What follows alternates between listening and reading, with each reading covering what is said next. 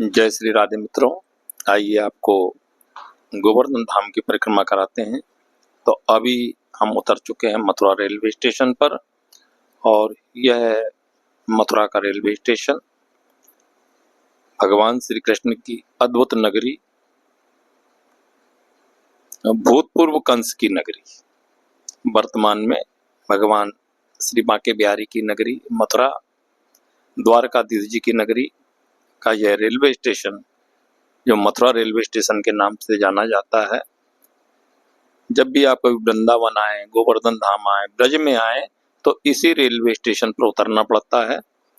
इसके अतिरिक्त और कोई दूसरा रेलवे स्टेशन नहीं है। तो ये मथुरा का रेलवे स्टेशन है और मथुरा रेलवे स्टेशन से बाहर आने पर प्लेटफार्म नंबर 6 से जब आप बाहर आते हैं तब आपको यहाँ से बस मिलती है और बस वृंदावन भी जाती है, गोवर्धन भी जाती है, गोवर्धन से फिर बरसाना भी जाती है। तो ब्रज में यदि आपको कहीं भी जाना है तो मथुरा रेलवे स्टेशन से ही आपको बस मिलेगी। और हम बैठ चुके हैं बस में श्री गोवर्धन धाम जाने के लिए। ये गोवर्धन धाम आ चुके हैं हम और ये गोवर्धन का बस स्टैंड है, बहुत दुर्लभ बस स्टैंड। यहाँ से उतर करके 1 किलोमीटर आपको पैदल चलना होता है। यहीं पर बहुत सारी धर्मशालाएं भी है, होटलें हैं। ये मल्टी नेशनल पार्किंग है, यहाँ पर होटल भी है। सीधे हाथ पर ये देखेंगे आपकी होटलें बनी हुई है, धर्मशालाएं हैं, आश्रम बने हुए हैं। आप यहाँ पर रुक सकते हैं। और हम अभी जिस जगह रुके हुए हैं यह हमारी धर्मशाला है। श्री राम नारायण के नाम से यह धर्मशाला जानी जाती है। बहुत सस्ती है, आप रुक सकते हैं। और इस क्रम में ये देखिए भक्त लोग यहाँ पर स्नान ध्यान करके तैयार हुए। इसमें रूम भी है, आप चाहें तो रूम ले सकते हैं। और यहाँ से परिक्रमा होती है गिरिराज जी की। ये गिरिराज जी का मंदिर है, स्थान दान घाटी कहलाता है। और यहाँ से दर्शन करने के बाद लोग परिक्रमा करते हैं और 7 कोस यानी कि 21 किलोमीटर की परिक्रमा इसी स्थान से प्रारंभ होती है। आप देख रहे हैं ये स्थान कि कितने श्रद्धा और भाव से लोग दंडोवत परिक्रमा करते हैं। ऐसा नियम बताया गया है शास्त्रों में कि पहले परिक्रमा प्रारंभ करने के पहले 5 दंडोवत 7 दंडोवत परिक्रमा करना चाहिए। तो यहाँ पर लोग 5, 7, 9, 11 जैसी जिसकी श्रद्धा होती है इस हिसाब से परिक्रमा करते हैं। फिर पैदल परिक्रमा प्रारंभ होती है।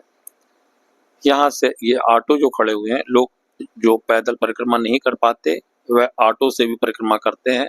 बैटरी वाले छोटे ऑटो चलते हैं जो आपसे प्रति सवारी 200 रुपये लेते हैं और परिक्रमा हो जाती है।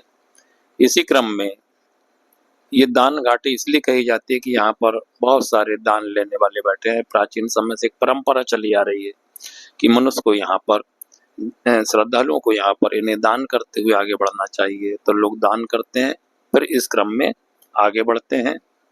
क्योंकि ये परंपरा वर्तमान में ठीक नहीं है, कई शहरों में तो इस तरह से भिक्षा देना अपराध हो गया है। तो आइए परिक्रमा क्रम में आगे बढ़ते हैं।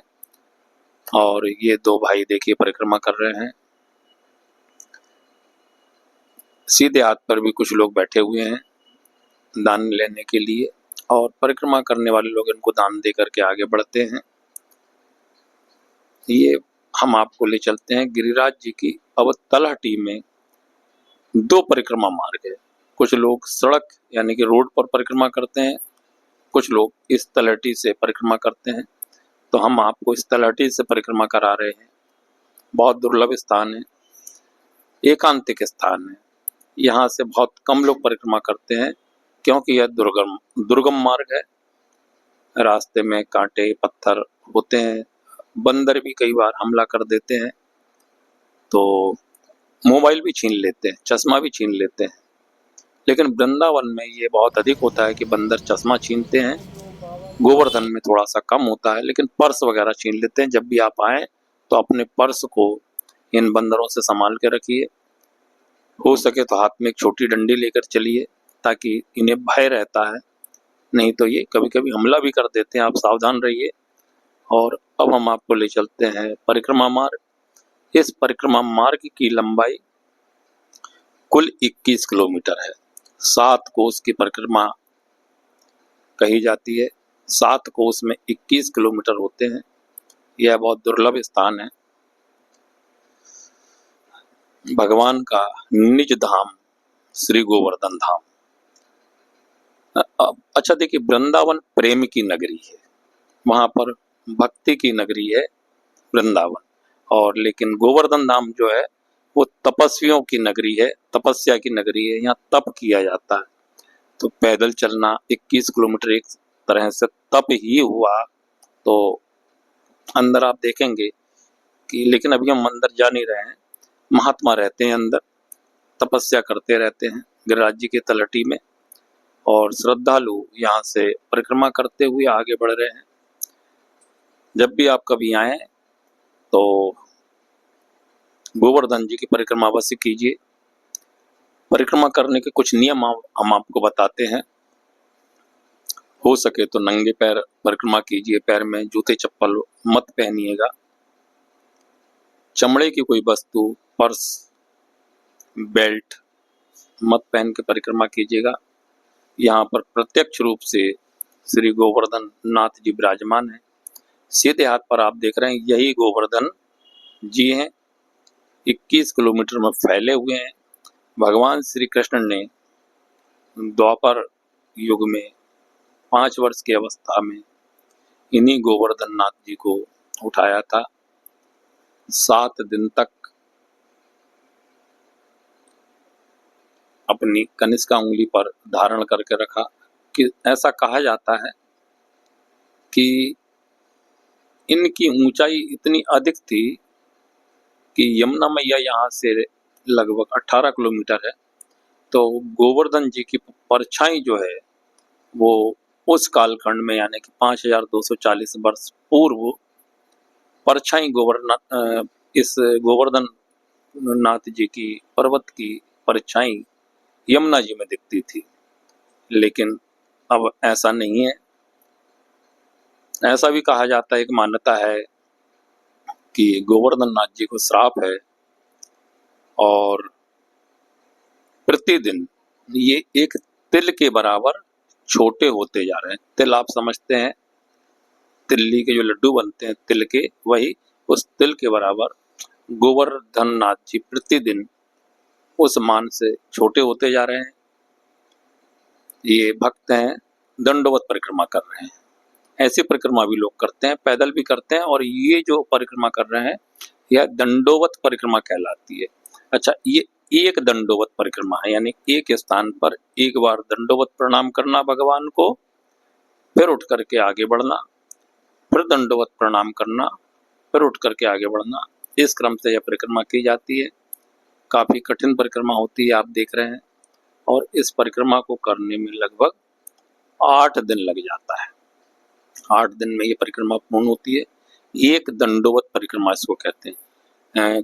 हम कभी आपको दिखाएंगे कि कुछ महात्मा एक ही स्थान पर 51, 101, 501 और 1001 दंडोवत करते हैं। आप देखिए कि एक परिक्रमा में, एक दंडवत परिक्रमा में 8 दिन लगते हैं। तो 51 परिक्रमा दंडवत करने में लगभग 400-450 दिन लगते हैं, यानी कि 1 साल से ऊपर का समय लग जाता है। और इसी क्रम से जो लोग 1000 परिक्रमा दंडवत करते हैं उनका पूरा जीवन इस ब्रजभूमि में चला जाता है। जीवन समर्पित कर दिया है लोगों ने, संतों ने, महात्माओं ने। यहाँ पर दुर्लभ ये जो संत बैठे हुए हैं प्रतिदिन गिरिराज जी को अपना भजन सुनाते हैं। और ब्लॉग में आप देख रहे हैं संध्या काल में और प्रातः काल में कुंड के समीप बैठे हैं और यहाँ पर भक्तों को भजन सुना रहे हैं। इस क्रम में परिक्रमा करते हुए हम आपको आगे ले चलते हैं, एक मुखारबिंद के दर्शन करवाते हैं। ये जतिपुरा का स्थान है, यहाँ पर प्रथम मुखारबिंद है। ठाकुर श्री गिरिराज जी महाराज, यहाँ पर भगवान का अभिषेक हुआ था उस कालखंड में, आज से 5244 वर्ष के पूर्व। भगवान की आयु जिस समय 7 वर्ष की अवस्था थी, कुछ लोगों का कहना है 5 वर्ष की थी, कुछ महात्मा कहते हैं 7 वर्ष की, अर्थात उस आयु में भगवान श्री कृष्ण ने इस गिरिराज जी को, गोवर्धन जी को उठाया था। ऐसा भी कहा जाता है कि हनुमान जी महाराज जो पर्वत कहीं से लेकर के आए थे, और जब राम सेतु बन रहा था तो राम सेतु के लिए हनुमान जी ने सोचा कि ये छोटे छोटे बानर छोटे छोटे पत्थर रख रहे हैं, कितने समय में राम सेतु बन जाएगा। तो उन्होंने एक पूरा की पूरा पर्वत उठाकर ले आए, बोले इस पर्वत को मैं वहां रख दूंगा और राम सेतु बन जाएगा।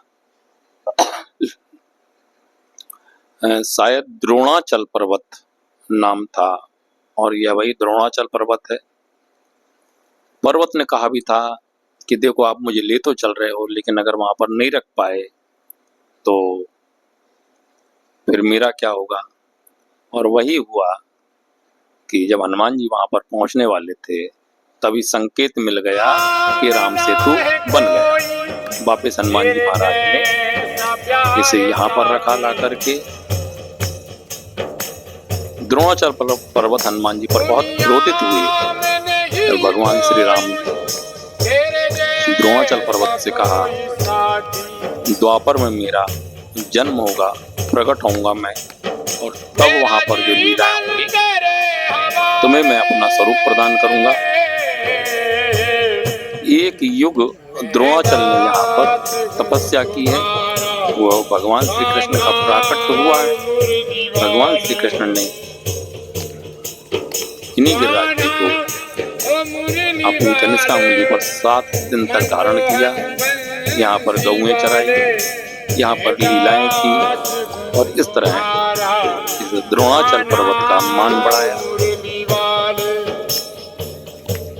संत महाराज के बहुत सुंदर भजन यहाँ पर आते हैं, जब कभी आप आए तो अवश्य ही इनके भजन सुनिएगा।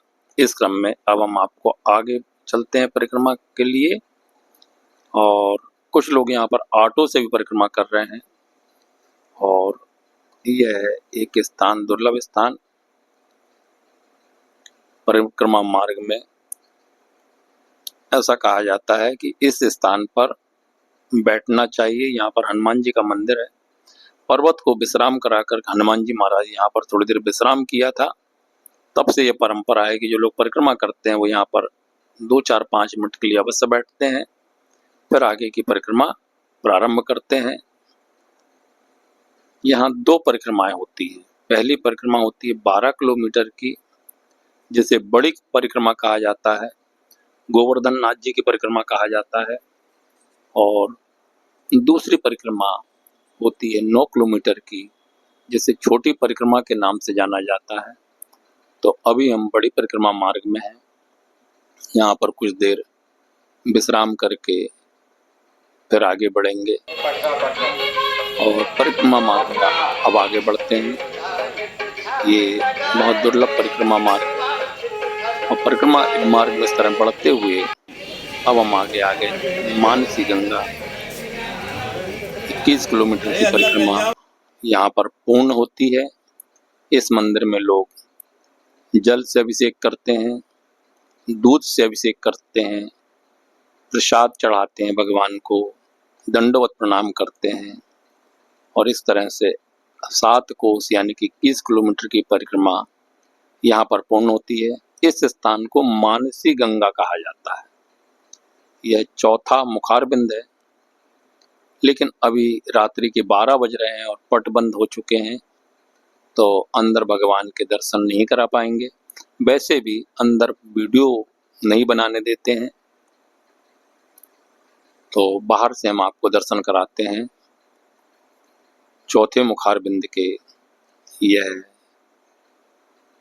परिक्रमा मार्ग का अंतिम पड़ाव है। 21 किलोमीटर की परिक्रमा यहाँ पर पूर्ण होती है। यहीं पर मानसी गंगा है और मानसी गंगा में लोग स्नान करके भगवान का अभिषेक करते हैं, दूध चढ़ाते हैं। ये गंगा मैया का मंदिर आप देख रहे हैं और इस तरह गंगा मैया के दर्शन करते हुए गिरिराज जी महाराज की एक परिक्रमा यहाँ पर करते हैं और कुछ देर पर यहाँ पर विश्राम करने का विधान है कि भगवान के दर्शन करने के बाद विश्राम करना चाहिए। और इसी क्रम में फिर यहाँ पर परिक्रमा पूर्ण होती है।